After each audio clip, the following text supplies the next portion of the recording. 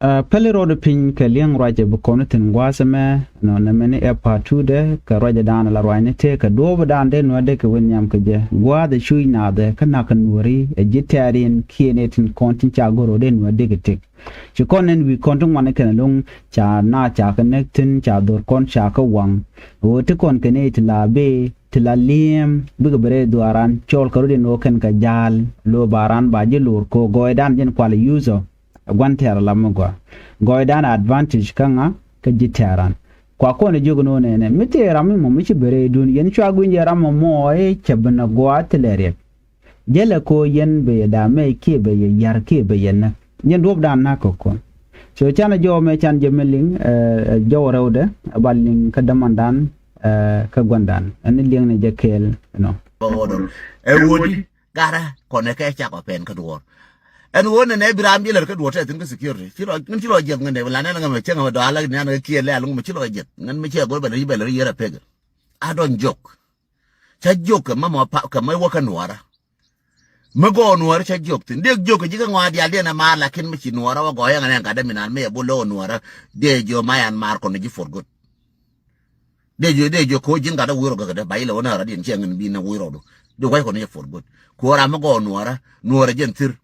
nuara jentir joada ajen binga ajen jentir joada kon gwe ne ndidi ko do wala sulfa wala change wan sulfa ngoden li adan ci chung ko cha se de ma chari ala ka ken be aona balira fa don kera kala kin lana ga buga balira ka balira fa le right no right queen le ratato lakin lana ga bode be ben ga sulfa bina blar ka nyin sulfa kon chola gwe ne mi ci joye je ujoye je na kon no tina ka kon kana ping 39 law cha kam me dan katin implementation 39 law katin ngo cha ka kwena cha gu je okay me cha kula nyene ban jeleldi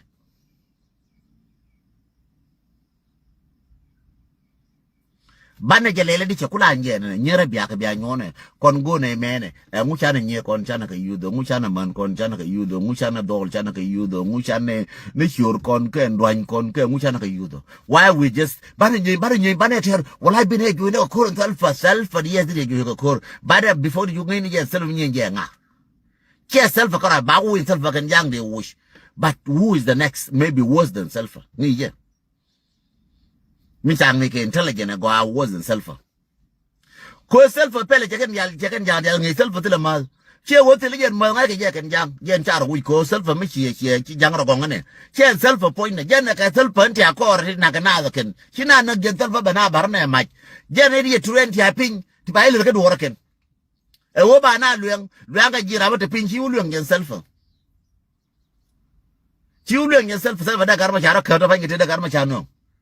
and self da garma charo ka chen yaro ka garma char ne ta fan ka cha kware yo na garma char che cha da ka garma char de yor fin ne aram da garma char yen jen ajen self ka point da dare ma cha da ka wo yen yo ye tere ne but ka wo kon we na point ne self cha na we na self na ti kon ta kore bana ka clean di kuma bana clean a wurin chala agar we push chara bi goro point de gar we po bana gone eje neke ngar we po ke ngane eje neke te kontra danti let ka America me ka Australia ka Canada ka ngane eje ne do gwer ti ko ler ke do gwer ka do gwer ka America me kam do gwer fo mo eje ne ka ngane eje ne wure minani chala gargos mai ka ngane eje ne ko ru ati ko je kunre na ka ngane that's the job nan chal ler mi ci ku ko le mo fail mi chal ler tadime again in go ye go la kona this time kan gara bana ke jedi che guru right lep guru na action go no ngi je ngum bilel tana la tike den ta ngum go exactly ngala jona go no Nuer ba fal bala free man bala ni ngati lere she guru barush she guru ban mar she guru ban je ajina bana yoy mai en to Sudan ba yoy mai en so Sudan ba bram pe lo lo lap jen til nga ma chala forgive na wala nga na mara ke ngu gari ni mar ga doda I don't have that in my life forget it ma jinangi je jinam mara ka den to anko mar ko men rodu mari ka ko la na agenda Nuera mari ka nga ko la na agenda Nuera balaran ban mar ko ni ban mar ka bingas bala na agenda Nuer ko Nuer balaran ban mar ko ji bingas ban muku no ka masale ne ngane gore kursi den tang no tele kursi malad ko ne jinta de this time tele kwa kursi ga malarke larke ne wo ba ka ngai di ne na ka kon joy ne lol ga ko che lol ga ko lol ngai che lol da ni kula pis pin lol ngai yena che lol da ni kula pis re ga ja re pan tilarke ti jeken yena koro motoreya gambella mo ayela lere ke na nywa karodien enguchi atara goro kora nyak mbe nika ko tu nika ka ngamu nyak support ka nyin ken ba nika ka ngana kan war kwa nyak support ken bia jera mena kwa nyak ko ran nuar dere wo jera me ran nyak za tu mi kwa nyak ran dom te ka mena so dong nuar ene kwa nyak le wo nuar te ken lel me ko nuar ne wo nuar te ka new sa te a nyak dire je nuar me chira kwa me mil me ko nuar dire je na ka ngambele minan badiri ye kuigo bude jikel di ngai bude kela gar malen kela dong di jikel ko kuma datu diri jikel ko kuma ngambele lakin ko na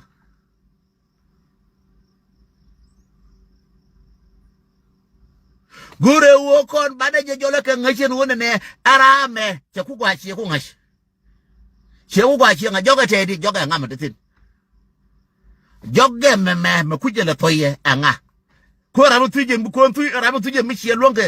longa ye kele lenja la wale le chone ka tijad mudi wotem wide mudi wo chitem tijad mudi wotem wide mudi wo chitem me no rodu jat temije wide jat poinde temije wide jat yetem chone ka yetem mutem chone ka jat gorne chogana ka ngana ti toy ka gara kan no wana ka long kun po jar nyanga ida pa kun po anga makwe kangan ti kwa pun kwa je hola ken chana ka gor chana ka kun po ida chong do gwer na nane do gwer ba ko wala bela friend do gwer na nane ramme mo ku me kier jakob be chong ma changa wala mamra ka tapanya do gwer ka chela ta da pante nyura la wada ka je consultant la wada ka je ba jo do de ka le di Nuer ba wala la mala aje do gwer pala radio bialo chano ni pala bialo uri jale gar muin foi et real pala gar wi foi pala ke do gula wa kire je ba chole kir ba jo do ngum balel ka meme ba wa ko nga jo tu ka jo ko nga no ni won man twil ka ne dial no ngo do gwer ko la boni no nga kir ka dia kwa ngen worati kwa nge kir ka wuje ka rwade kwa nya ka ko chara jo wo karamba man wor ma do gwer ba do ti rame ram lo de kweng ba jo do no ni rame ko ba nei ko lo no ado gwer to do gwer nyu ni chiene che wi ko che bi joy ko che bi la tar ke Nuer che wi ka picture agem kir ko bi on kir pele ya ngai kir pele che do ye wi ka picture ko che bi joy che ba wi ka picture che kweng pin kwela we ka je be jo ngamba na be jo na Nuer cha la wi gar wi ngao wi agem do di ngai da pan do te nyu a mastermind do gwer na nene a mastermind dere kwije na ran ku me ki tangu olai en ran ku me ki lai ki olai e ka akol ko me abiyen do cha yen akol ko cha wi ka cha yen do gwer ko wi ka yen la ti rodu akol ko wi to jaga ga bar frango ro yen ko do ma chen do gwer me cha wi cha nang cha jo ai nang ka kwet ye be na ka be cha be do gwer do ma chen do gwer cha yen could was gwere chief spy than a call core tamari la tiro do kara mo nga katam tiro do karado do gwer jayen could was gwedi nga call core ka jene nga call core could was gwer jene yena call core do gwer jene yere mo wala re ba char yena taban yes taban de taban do la gadwas nen taban point do la gadwas gwer mago do la wa do gwen taban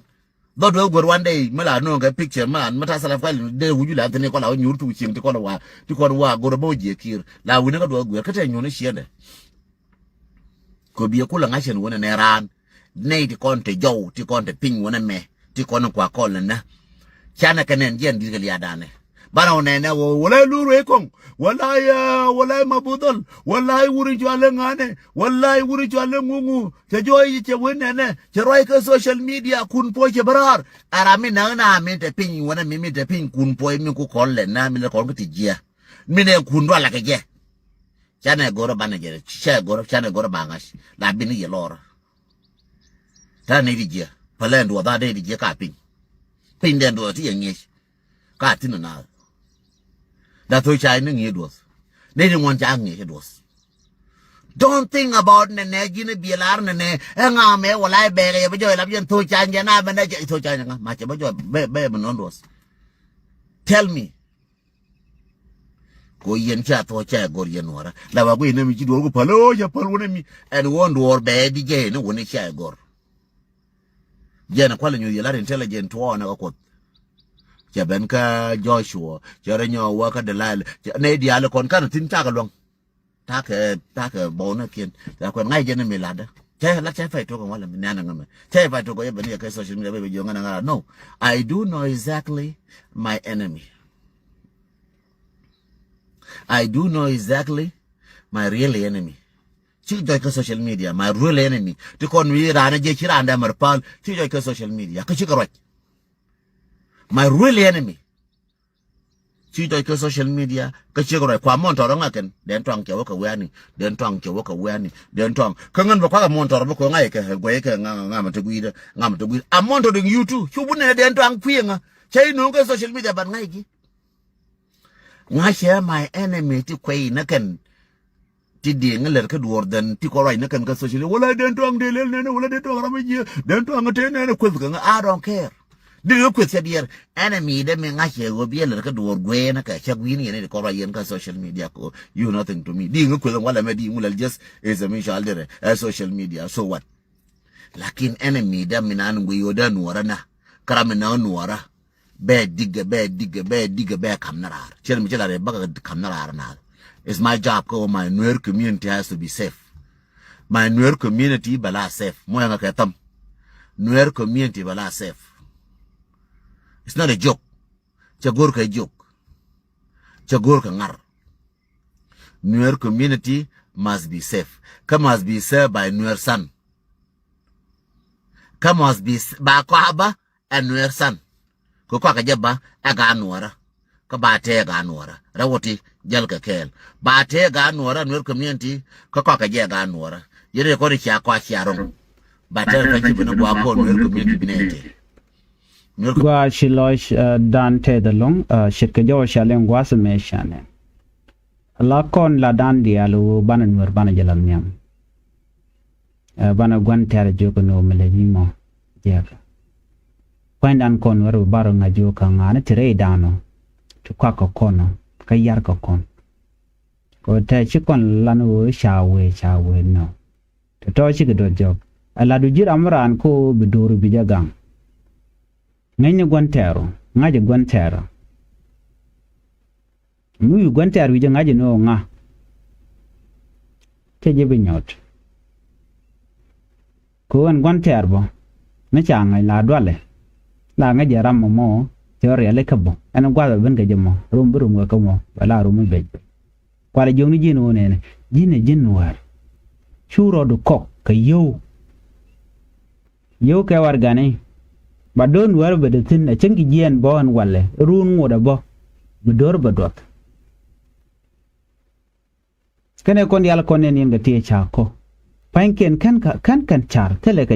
ka nyedo no nuara nga ka jena nga ponde rammo gwirana no tele lord baydo ba dor mi din mi shitten war mi take more than 2 million away ni people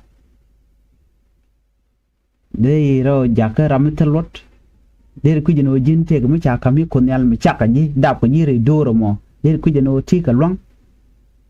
de no bro jaka mi telot ba ko ni ji ibn wer ku be ku le slave be ku le jaka kwan tika nyet use ni nyet do shodo Nuer shu jako baje kwet ke shodo ke kuyone kondore me a changi ko bat ken kwa dia la konen charo gen kam jang ke cha ko ga kirme yadi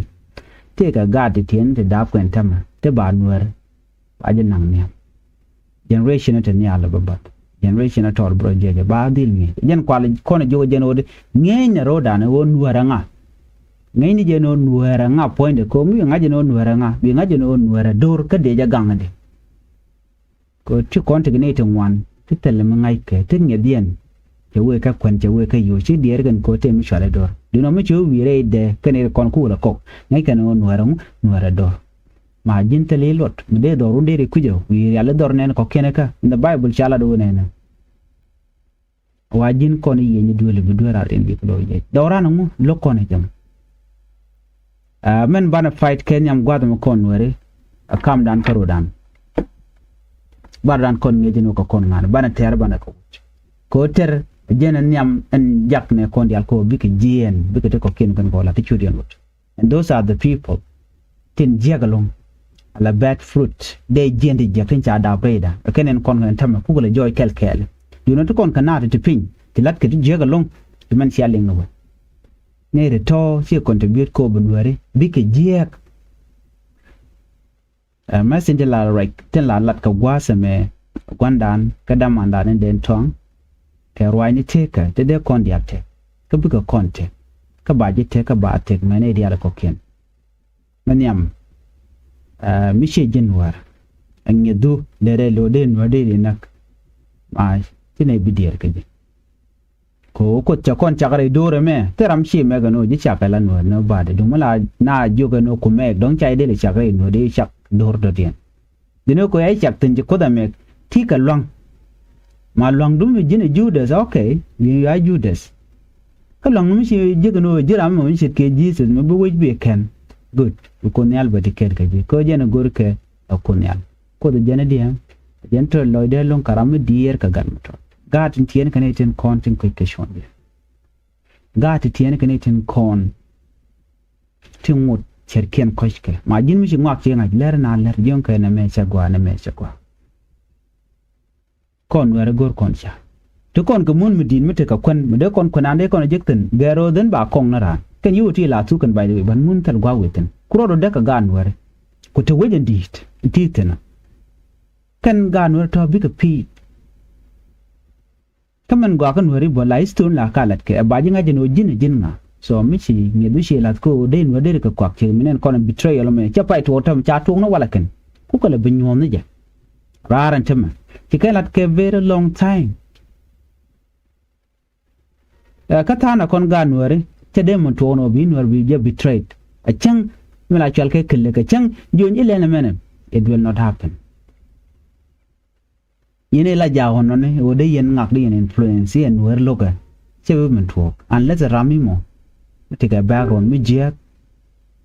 gwanyire ka dar ka ci dier ka tin nuor those are the people in la kula kwa ke kuma bo benedi nuor point de kuma karwad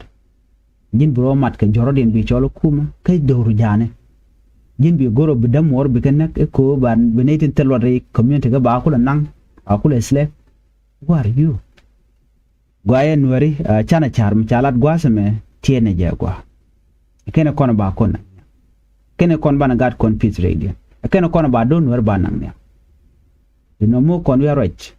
lo tikon ka dilemma tikon chunga la nuori te kon kare dino ene nuor wandan damandan nuor tikon kan nuor ko dino kui kon mala chalke original key here temla lar ke no del nuor kuika del nuor ke netin konti loko de nuor de kanak de ke chenga je those are del nuor of course na randa ko je nuor but to kon ka del no ci dorun ci de mun kwak man madam del no dorun mo be de la niam and everything culture tin dial kon lat karede we na kamun be la niam ko yene dial cha kam mundien ci jiswa cha moy mundien jenen yen jiswa tama ter kan mundien o cha edena what about us nuore ban no ba kon slave nation koken ani charda gwa ban nyo yika la radin betema